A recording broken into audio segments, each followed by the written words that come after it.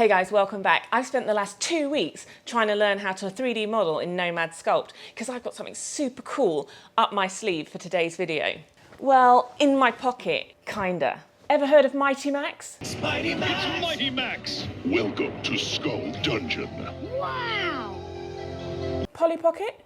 Hi, I'm Polly Pocket. You can open up her case, there's a world for you. Wow! So many fun places you'll love. Or for that matter, any other 90s nostalgic toy. Well, today we're going to be making a Fallout Mighty Max / Polly Pocket style desk toy because, well, adults need to have cool stuff too, right? So before I got started with Nomad Sculpt and about 50 tutorials and an equal number of meltdowns, I just did a quick sketch on the iPad just so I knew what I was going to be trying to make. After a good day of learning, I decided to have a go at sculpting the helmet shell. This was, I think, where I learned the most stuff because everything was going wrong and I had to try and figure out how to fix it. Yeah, I forgot to turn the camera on. So anyway, I spent about a week in total trying to sculpt this helmet head. Once I was done, I sent it to Fraser to just do a few adjustments in Blender to make sure that it would print out properly. And then we did a test print, which came out really, really well. So all the details came out really nicely and it looks pretty cool. But the only thing, even though it's a good pocket size, I think if we were to cut this in half and try and do our characters and things, we're just not going to get any detail on because it's going to be way too small. So I think we'll do it a bit bigger, maybe an extra 50%. And I think that will give us enough room to do what we want to on the inside. What would be really good is if we could print it in resin. Now, we did have a go at this and it's awesomely bad. We don't know what happened, but it did not work at all. What a mess. So we can't use that. We could have another go at printing it out, but this is the second one that went wrong and we're not sure why it's going wrong. We've only just started resin printing, so if you've got any ideas, let me know. So after our resin print was a disaster, we tried again with the 3D printer and we ended up with this. We did it a bit bigger and I think that's going to be perfect for what we want to do. We put a hinge on the top and now we can open it up and we've got the perfect space for our diorama. I also printed out these little inside trays, which will just slot in top and bottom. So then you could even make different scenes to go inside, which is pretty awesome. So I guess now the hard bit's done, we can crack on with the fun stuff.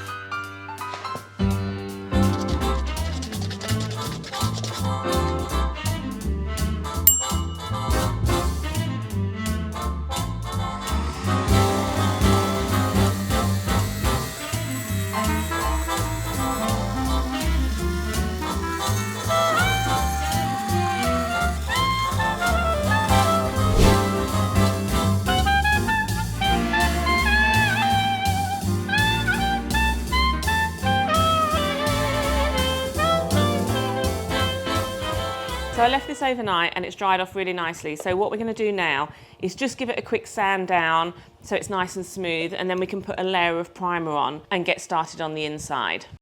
It is so hot in here, I can't even. So if you can hear the fan, I'm sorry, but if I have it off, I'll just melt right in front of you. So now normally I would do this with paper because there's so many loops and stuff. I'm just going to give this a little try and just see if it takes off enough because it won't need to take off much.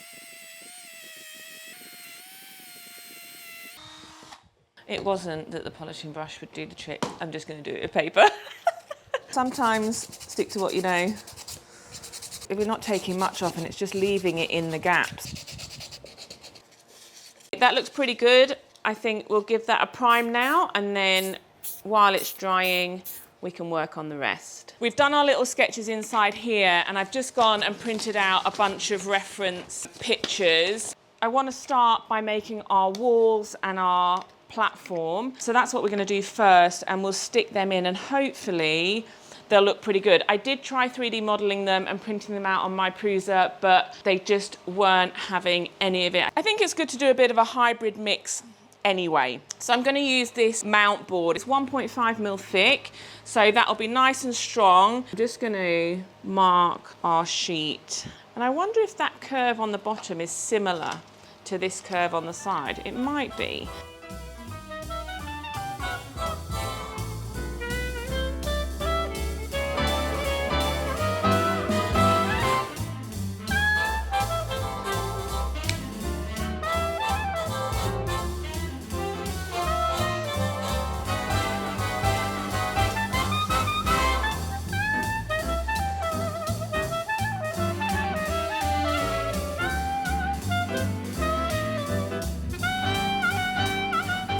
Okay, I'm going to stick this platform one in. I'm not going to stick the walls in because I want to be able to paint the details on, and it'll be easier to do that when it's out. So now that our platform's in, the hot glue has filled in any gaps that there were, but actually the shape wasn't too bad, so there's not too many holes in there. And we're just going to use the same stuff that we use for the helmet, and that's a plastic primer filler. And that is good for metal, plastic, all sorts of bits and pieces. It's got a little bit of a filling property, so if you put too much on, it will cover up your details, but we only need a light coat on, and then we're ready for the paint, which I am super excited about. Okay, so now our primer is dry on the shells, we get to do all the details. And the first thing I want to do is put some windows in here, and I think I've got the perfect thing.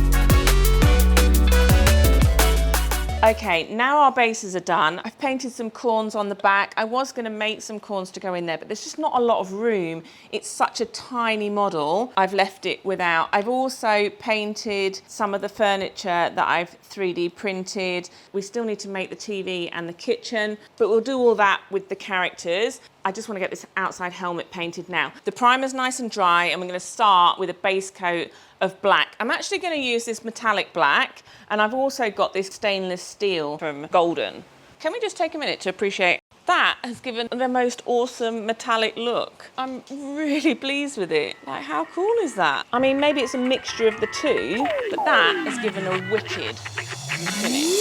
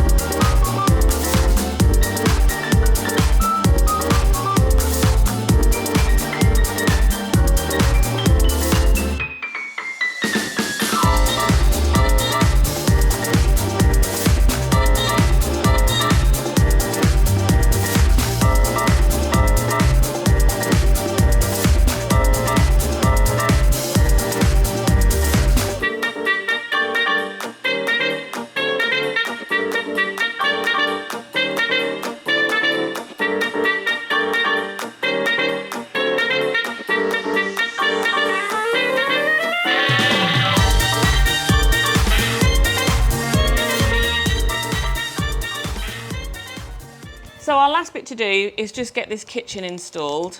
I was going to put the fridge on this back outside wall, but I didn't consider that they kind of go up at a bit of an angle. So I've put it on this wall instead, and I moved the control box to this other wall. The fridge is now just facing inwards, but that's okay. Kitchens were usually pretty basic. And then all of our pieces are done, and we just need to put them inside our mask. So they're just gonna fit in like this. That looks pretty darn cute, even if I do say so myself. Now all our insides are done, I want to paint our characters. Now, I spent a long time modelling these, and after printing them out, realised that I probably didn't need to do quite as much detail on them, because I don't know whether I'm even going to be able to paint the detail that I've done. I am loving how it's looking. It's looking so damn good. Let's paint our characters. Now, they are so tiny. So we've got Lucy, the Ghoul, Dogmeat, and Maximus. So let's get these painted, and then we'll be on to our final shots.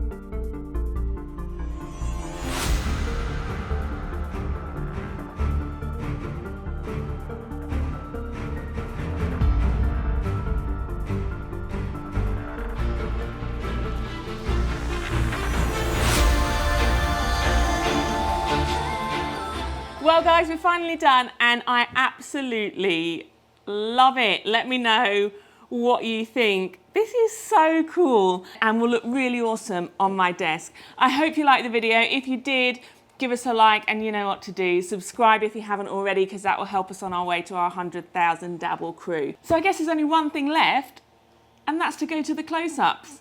I'll see you in the next one.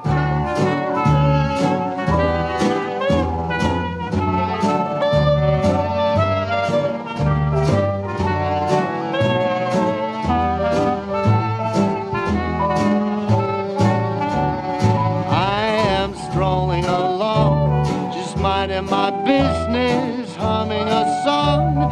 I'm happy by myself, not a care in the world.